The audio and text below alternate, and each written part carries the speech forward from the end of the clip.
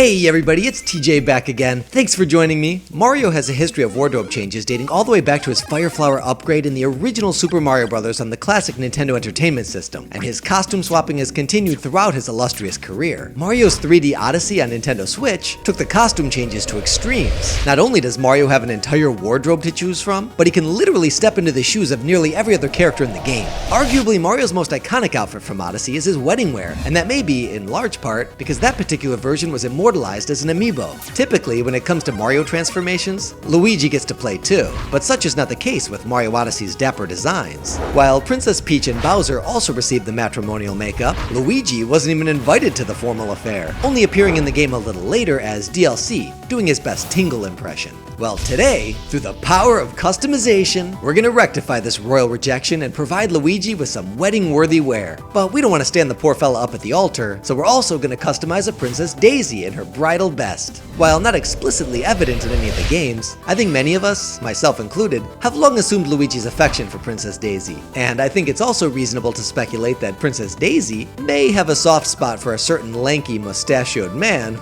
Look out! Waluigi time!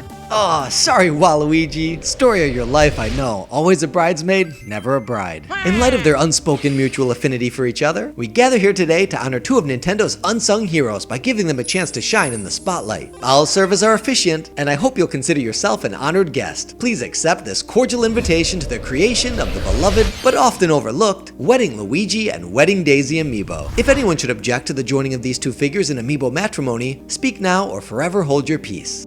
Sorry folks, just a second here. Can we please get it cleaned up in aisle 2? Thank you. Alright, now where was I? Oh yeah, if there aren't any objections, let's get started. I'm gonna start off with the most essential ingredient, a Super Mario series Luigi amiibo. We're gonna use the head, as well as the lower half of the figure, including the red base. Since I didn't have any reason to remove the NFC chip, I don't feel this custom required removing the figure from the base. But as it happened, I had an extra Luigi figure I already cut off the base with a different custom in mind that I wound up not needing it for. So I resolved to make use of it here, though admittedly, restoring it to the base wound up being the most difficult challenge of this entire operation. More on that later. For now, let's take a look at the next key component, a Wedding Mario amiibo. While Mario and Luigi share a good many similarities, there are also a number of distinct proportional differentiations, so simply performing a head swap wouldn't make the grade in this case. Luigi's legs are notably longer for one, and his torso is a bit slimmer, but the length of their arms are relatively the same, and despite Luigi's slightly more svelte midsection, I felt I could get away with using Wedding Mario's tuxedo torso and tails. And I took the top hat as well.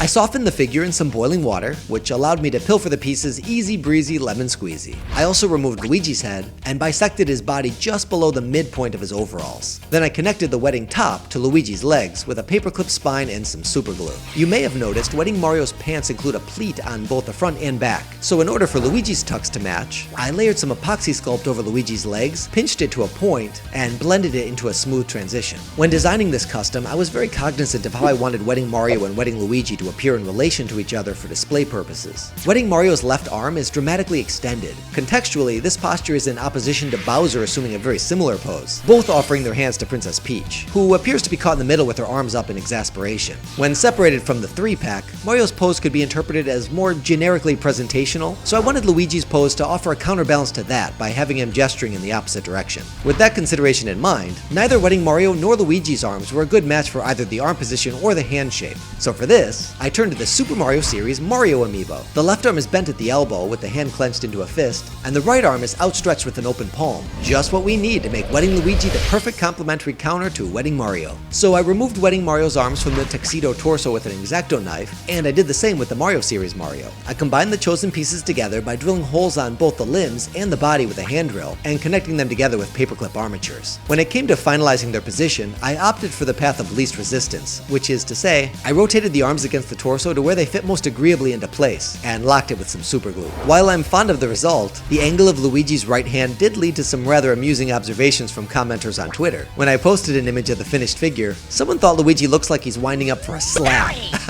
That certainly wasn't my intention, but I can totally see that. Alright, back to business. I swapped Luigi's signature green cap for the fashionably formal top hat, and that takes us to the end of the reposing for Wedding Luigi. Before we move on to the painting stage, let's check in with our matrimonial maiden, the princess of Sarasaland, Daisy. I was hoping that customizing Wedding Daisy would be a fairly simple and straightforward process, and I'm pleased to report she more or less was. I kicked things off appropriately enough with a Super Mario series Daisy amiibo. I used this figure from the waist up, and I also wanted to stick with Daisy's original base, so I didn't need to bother with removing the NFC chip. I treated Daisy to a relaxing dip in the jacuzzi, aka the pot of boiling water, so I could easily separate the torso at the waist, and so I could separate the skirt from the base. Since the bottom of Daisy's dress completely obscures the platform portion of the base, I was interested to see what the surface looked like. Turns out, it's the same pale gray as the rest of the Mario series amiibo, minus the darker gray checkered pattern. I tweeted about this groundbreaking revelation and was met with some pretty hilarious responses. Here's one of my favorites.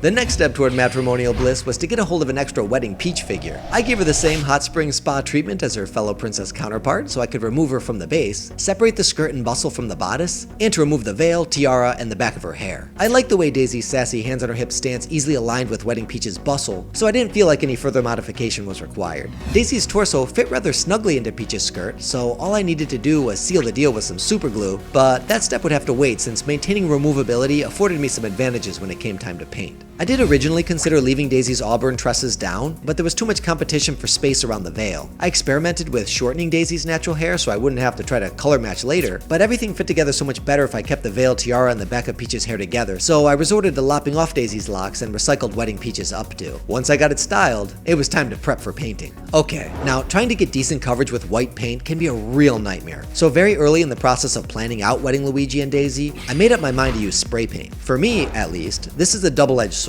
On the one side, coverage with spray paint, when it comes to lighter colors, is far superior. You avoid adding any brush strokes, and it takes almost no time at all. But the trade-off is you sacrifice a lot of control, and should you splatter the paint somewhere you didn't intend to, or you go too heavy, it can be very difficult, or in some cases near impossible to correct. And I wasn't just trying to change the color, I was trying to match the specific look of the Wedding series amiibo. Like all spray painting endeavors, I took meticulous care to mask all the areas of the figure I didn't want painted with painter's tape. Since I kept Daisy's torso separate, it was easy enough to simply tape over her arms and head. Basically, the only thing I wanted to paint on Daisy was the orange on her dress. Actually, she went pretty much exactly according to plan. I never had any intention of repainting Wedding Peach's skirt, bodice, or veil. I think the speckled design would be very difficult to replicate. You'll notice there's a small notch on the back of the skirt where a tab on the veil originally slotted into. Due to the various modifications, they no longer align with each other. I could have patched the hole with some modeling compound, but since it's on a part of the figure I rarely see, and because concealing the spot with paint would be such a disproportionate pain, I had no problems letting it be.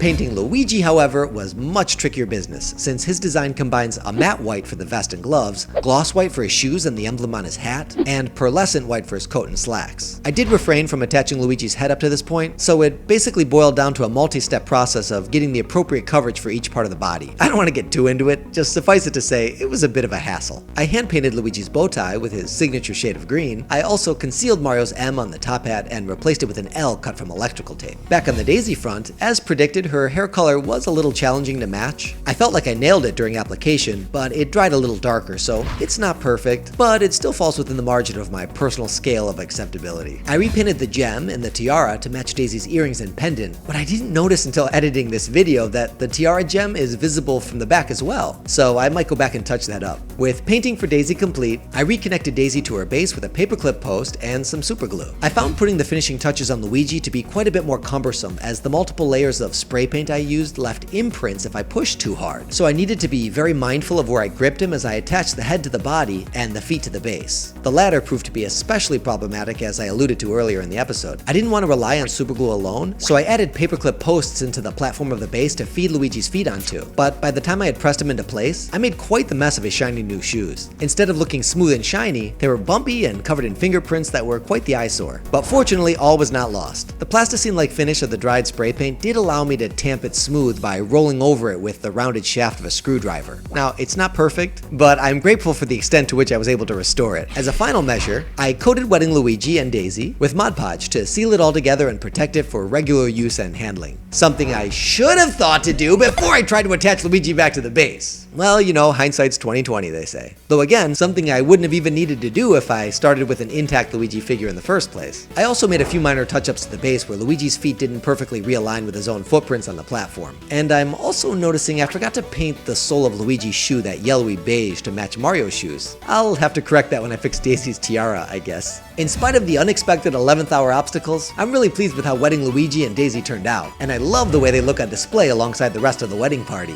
I want to thank each and every one of you here today for being a part of this auspicious occasion as we join together custom wedding Luigi and wedding Princess Daisy in AMIIBO matrimony. If you enjoyed this wedding-inspired episode, let me know in the comment section below. There's a chance even more characters might tie the knot in a future episode.